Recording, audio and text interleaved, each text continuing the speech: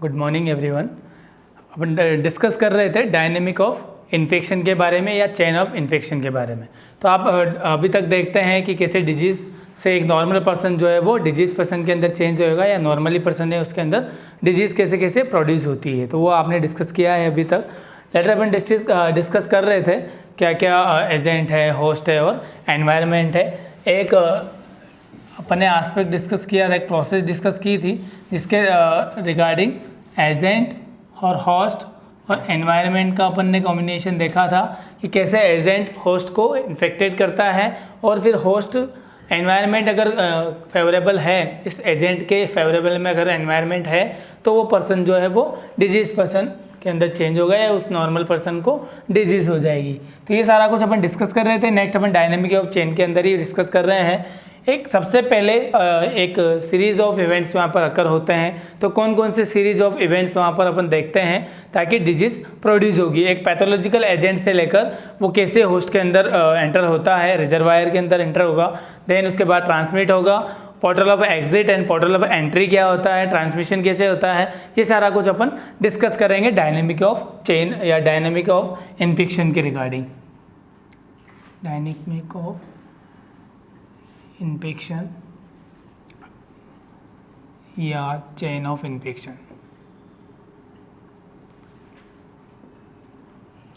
Next अपन बात कर रहे हैं कौन कौन से सीरीज ऑफ इवेंट्स वहाँ पर अकर होते हैं। तो देखते हैं, सबसे पहले तो क्या देखेंगे अपन, वहाँ पे एक पैथोजेनिक एजेंट का होना जरूरी है या कोई भी एक पैथोजेनिक या माइक्रो ऑर्गेनिज्म का होना जरूरी है जो कि डिजीज प्रोड्यूसिंग माइक्रो ऑर्गेनिज्म है। कोई भी अपन डिजीज प्रोड्यूसिंग माइक्रो ऑर्गेनिज्म को ले सकते हैं। वो पैथोजेनिक एजेंट एंटर करेगा रिजर्वायर के अंदर। रिजर्वायर के अंदर ये पैथोजेनिक एजेंट कोई भी रिजर्वायर, एक एनिमल भी हो सकता है, एक ह्यूमन बीइंग भी होता है, मीन्स इनएनिमेट भी हो सकता है, फॉर्माइट्स भी हो सकते हैं। तो उसके अंदर जैसे ही ये रिजर्वायर के अंदर एंटर हुआ, एंटर करते से ये सबसे पहले तो क्या करेगा, अपने आप को डेवलप करेगा, अपने आप को डेवलप करेगा, देन रिप्रोड्यूस करेगा, अपने आप को मल्टीप्लाई करेगा एंड देन मल्टीप्लाई करने के बाद फर्दर ये ट्रांसमिट होगा किसी अदर पर्सन के अंदर या किसी अदर होस्ट के अंदर ट्रांसमिट होगा। तो रिजर्वायर के अंदर ये तब तक अपनी संख्या को बढ़ाता है, मल्टीप्लाई करता है। उस टाइम फिर ये क्या करता है, पोर्टल ऑफ एग्जिट यहाँ पर अकर होता है। पोर्टल ऑफ एग्जिट क्या होता है, पोर्टल ऑफ एग्जिट एक ऐसा टाइप है या स्टेट का एक टाइप है जिसके अंदर होस्ट जो माइक्रो ऑर्गेनिज्म है वो कंप्लीट होता है किसी इस रिजर्वायर को लेफ्ट करने के लिए, ये इसको वो लीव कर देगा। देन नेक्स्ट ट्रांसमिशन वो किसी भी होस्ट के अंदर या किसी भी एनिमल सोर्सेज के अंदर या इनएनिमेट के अंदर वो ट्रांसफ़र होगा। पोर्टल ऑफ एग्जिट मीन्स यहाँ पे वो क्या करेगा, रिजर्वायर को छोड़ देगा और नेक्स्ट ट्रांसमिट होगा किसी भी ससेप्टिबल होस्ट के अंदर या किसी एनिमल के अंदर, किसी ह्यूमन बीइंग के अंदर। तो ये पोर्टल ऑफ एग्जिट होगा। पोर्टल ऑफ एग्जिट से वो ट्रांसमिशन प्रोसेस के अंदर एंटर करेगा। ट्रांसमिशन, मोड ऑफ ट्रांसमिशन की अपन बात करेंगे। तो ट्रांसमिशन कैसे कैसे हो सकता है उसको अपन डिस्कस करते हैं मोड ऑफ ट्रांसमिशन के अंदर। तो ये अलग अलग इसके टाइप्स होते हैं। डायरेक्ट ट्रांसमिशन होता है, इनडायरेक्ट ट्रांसमिशन होता है, वेक्टर ट्रांसमिशन होता है। तो इसके अलग अलग अपन ट्रांसमिशन के मोड पढ़ेंगे कि कौन कौन से ऐसे तरीके होते हैं या कौन कौन से टाइप्स होते हैं जिसके थ्रू जो एक पैथोजेनिक है वो रिजर्वायर से ट्रांसमिट होकर ससेप्टिबल होस्ट तक पहुंचता है। ससेप्टिबल होस्ट तक कैसे कैसे कौन कौन से तरीके से वो पहुंचेगा वो अपन डिस्कस करते हैं मोड ऑफ ट्रांसमिशन के अंदर। मोड ऑफ ट्रांसमिशन के थ्रू फिर पोर्टल ऑफ एंट्री चालू होता है। पोर्टल ऑफ एंट्री के थ्रू कि कोई भी पैथोजेनिक एजेंट जो है वो होस्ट के अंदर एंटर करता है, ससेप्टिबल होस्ट के अंदर एंटर करता है। ये ऐसा ससेप्टिबल होस्ट जिसके अंदर वो ग्लूकोज भी उसको इजी वे में मिल जाएगा और उसका जो टेम्परेचर है वो भी उस पैथोजेनिक एजेंट के फेवरेबल में होगा। अपन बात करते हैं रिजर्वायर के बारे में कि रिजर्वायर होता क्या है। ये सारा जो एस्पेक्ट अपन देख रहे हैं, सीरीज ऑफ इवेंट्स देख रहे हैं, क्योंकि एक नॉर्मल पर्सन से डिजीज कैसे पैदा होगी तो वो सारा कुछ अपन इसके अंदर डिस्कस कर रहे हैं। तो वन बाय अपन डिस्कस करते चलेंगे। सबसे पहले अपन ने देखा था पैथोजेनिक एजेंट, जो कि पैथोजेनिक एजेंट के बारे में अपन ने डिस्कस किया है। कोई भी बैक्टीरिया भी हो सकता है, वायरस भी हो सकता है या अदर कोई भी डिजीज प्रोड्यूसिंग ऑर्गेनिज्म हो सकता है। तो नेक्स्ट अपन बात करेंगे रिजर्वायर के बारे में। रिजर्वायर होता क्या है, रिजर्वायर और source are the starting point for the occurrence of a communicable disease. Occurrence of a communicable disease, किसी भी कम्युनिकेबल डिजीज के अकर होने का सबसे स्टार्टिंग पॉइंट जो है सोर्सेज ऑफ इन्फेक्शन या रिजर्वायर होता है, जिसके अंदर कोई भी पैथोजेनिक ऑर्गेनिज्म क्या करता है, सेटल डाउन होता है, देन अपने आप को रिप्रोड्यूस करता है। यहाँ पे ये लिखा हुआ है कोई भी इनएनिमेट या एनिमेट मटेरियल या matter in which N infectious agent normally lives and multiply which it depends primarily for survival reproducing itself so that it can be transmitted to a susceptible host। तो सबसे पहले वो settle down होगा किसी भी host के अंदर, किसी भी रिजर्वायर के अंदर, देन अपने आप को रिप्रोड्यूस करेगा, मल्टीप्लाई करेगा ताकि वो ट्रांसमिट हो सके और किसी भी ससेप्टिबल होस्ट के अंदर डिजीज़ पैदा कर सकें। तो ये होता है अपना रिजर्वायर। नेक्स्ट अपन डिस्कस करेंगे इसके ट्रांसमिशन के बारे में। तो ट्रांसमिशन क्या, रिजर्वायर भी अपन देखते हैं। तो जो इन एनिमेट आपने बोला है, एनिमेट आपने बोला है, तो ये एनिमेट के रिगार्डिंग अपन देखते हैं तो एनिमल रिजर्वायर हो सकते हैं,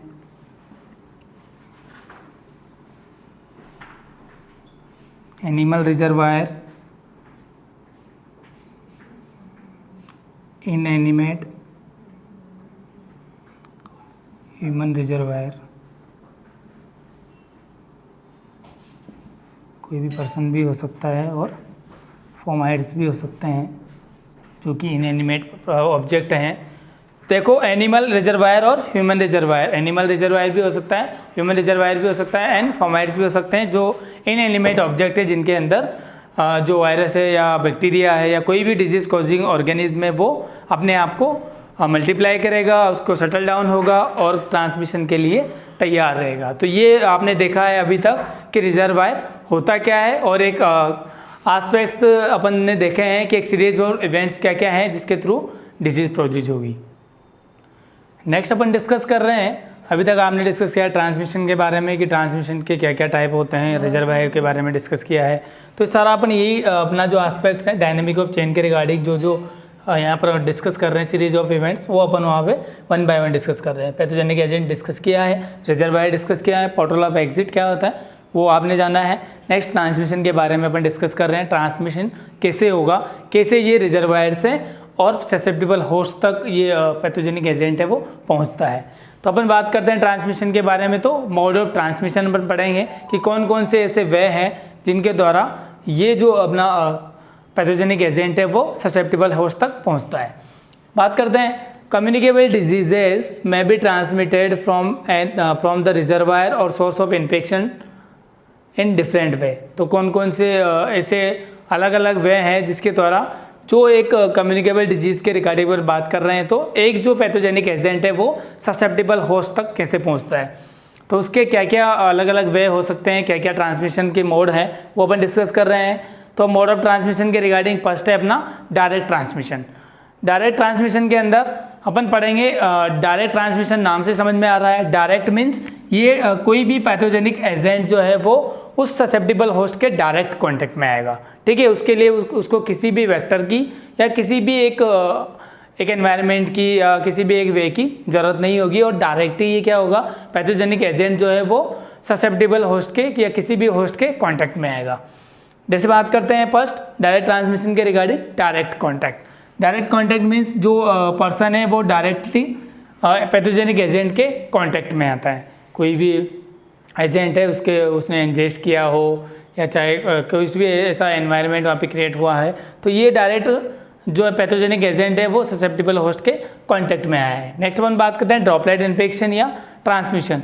कोई भी ससेप्टिबल या कोई भी ऐसा रिजर्वायर है जो इन्फेक्टेड है किसी भी डिजीज़ के रिगार्डिंग या किसी भी पैथोजेंस के द्वारा, तो वो क्या कर सकता है, डायरेक्ट ड्रॉपलेट इन्फेक्शन के थ्रू एक नॉर्मल या पर्सन को भी इन्फेक्ट कर सकता है। स्नीजिंग, कपिंग के थ्रू जो माइन्यूट अमाउंट में जो बैक्टीरिया वहाँ से निकलेंगे, वायरस निकलेंगे, वो किसी भी नॉर्मल पर्सन को इन्फेक्ट कर सकते हैं, वो भी डायरेक्ट इन्फेक्टेड कर सकते हैं। Next upon contact with soil. कोई भी सॉइल मटेरियल आपने जैसे फेकल रूट से फैलने वाली जो भी डिजीजेज हैं, तो उसके रिगार्डिंग अपन देखते हैं, पोलियो है अपना एग्जाम्पल ले सकते हैं अपन। तो पोलियो में क्या होता है, जो भी इन्फेक्टेड वाटर है या सॉइल है उसके कॉन्टैक्ट में डायरेक्ट कोई भी पेशेंट आता है, एक नॉर्मल पर्सन आता है, तो वो डायरेक्ट उसको वो जो पैथोजेनिक एजेंट है वो डायरेक्ट किसी भी नॉर्मल पर्सन को इन्फेक्टेड कर सकते हैं।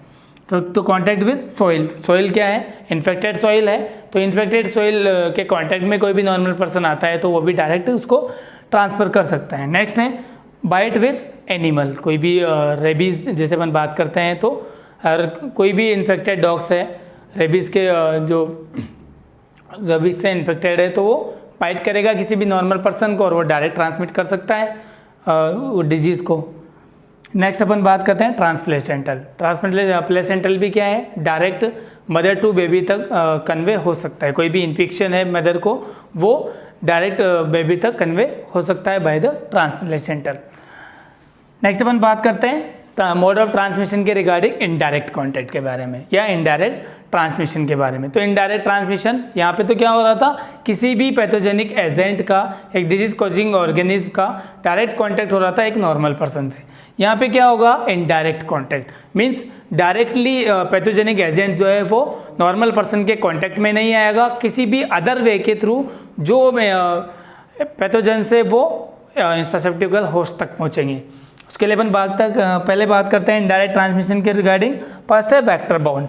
कोई भी जो डिजीज कॉजिंग ऑर्गेनिज्म है, ऐसे अपन बात करते हैं मलेरिया के बारे में या डेंगू के बारे में, तो वेक्टर बॉर्न डिजीजेज जो वेक्टर जो फीमेल एनाफिलीज जो मॉस्किटो है वो मॉस्किटो क्या करता है, जो मॉस्किटो से जो मलेरिया के जो अपने वायरस है प्लाज्मोडियम है वो इधर नॉर्मल पर्सन मॉस्किटो से नॉर्मल पर्सन के अंदर ट्रांसमिट होता है बाय द मॉस्किटो। मॉस्किटो भी अपन स्पेशली बात करें तो मलेरिया के लिए फीमेल एनाफिलीज मॉस्किटो जो है वो ट्रांसमिट करता है। तो वैसे वेक्टर बॉर्न डिजीजेज के अंदर भी क्या होता है, इनडायरेक्ट ट्रांसमिशन होता है डिजीज़ का। नेक्स्ट बात कर रहे हैं एयरबोर्न। अपन कोई भी इन्फेक्टेड पर्सन है, टीबी के लिए अपन बात करें या स्वाइन फ्लू के लिए अपन बात करें तो एयरबोर्न अपन जैसे ही वो छींकता है खांसता है तो स्नीजिंग कपिंग के थ्रू क्या करेगा, वो जो बैक्टीरिया है या वायरस है उसको एनवायरनमेंट में स्प्रेड करता है। तो वो एक लिमिटेड अगर डिस्टेंस वहाँ पे मेंटेन नहीं है तो क्या एयरबोर्न इन्फेक्शन के थ्रू वो वहाँ पर इन्फेक्टेड हो सकता है, क्योंकि वो स्नीजिंग एंड कपिंग के थ्रू क्या करेगा, वो जो रिजर्वायर है वो बैक्टीरिया या वायरस को स्प्रेड करेगा और उसको एक उस एक जो लिमिटेड डिस्टेंस है उस डिस्टेंस के उस अकॉर्डिंग डायरिया में कोई भी आएगा, उस अकॉर्डिंग उस स्प्रेड के डिस्टेंस में कोई भी अगर पर्सन नॉर्मल पर्सन आता है तो वो एयरबोर्न इन्फेक्शन के थ्रू नॉर्मल पर्सन के अंदर जो पैथोजन से वो ट्रांसमिट हो सकता है। नेक्स्ट अपन बात करें व्हीकल बोर्न। कोई भी व्हीकल या कोई भी एक ऐसा साधन है जिसके थ्रू जो पैथोजन से वो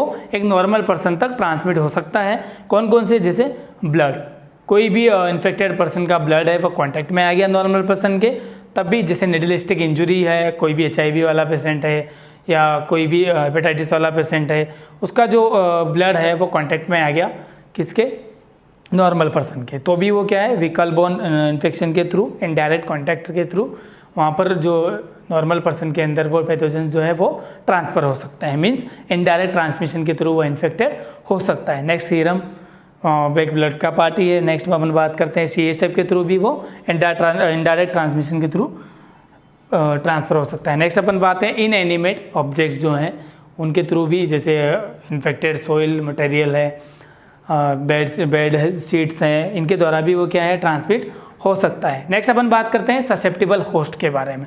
ससेप्टिबल होस्ट अपन अभी तक देखा है आपने, रिजर्वायर होता है। रिजर्वायर वो ऐसा पार्ट है या एक ऐसा ऑब्जेक्ट है जिसके अंदर क्या किया, कोई भी पैथोजेंस अपने आप को रिप्रोड्यूस करता है, मल्टीप्लाई करता है एंड डिजीज प्रोड्यूस करने की पैथोजेनिसिटी जनरेट करता है। नेक्स्ट वो किसी भी ट्रांसमिशन के थ्रू, मोड ऑफ ट्रांसमिशन के थ्रू, पोर्टल ऑफ एंट्री को के थ्रू क्या पहुंचता है, ससेप्टिबल होस्ट तक पहुंचता है। अब ससेप्टिबल होस्ट क्या होता है, susceptible host is the possible victim of disease और इन्फेक्शन।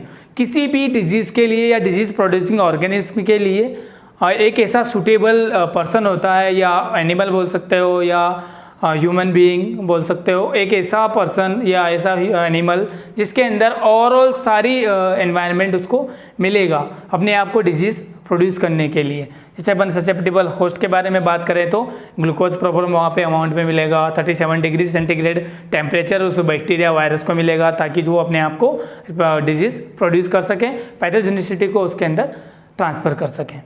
ये होता है ससेप्टिबल होस्ट।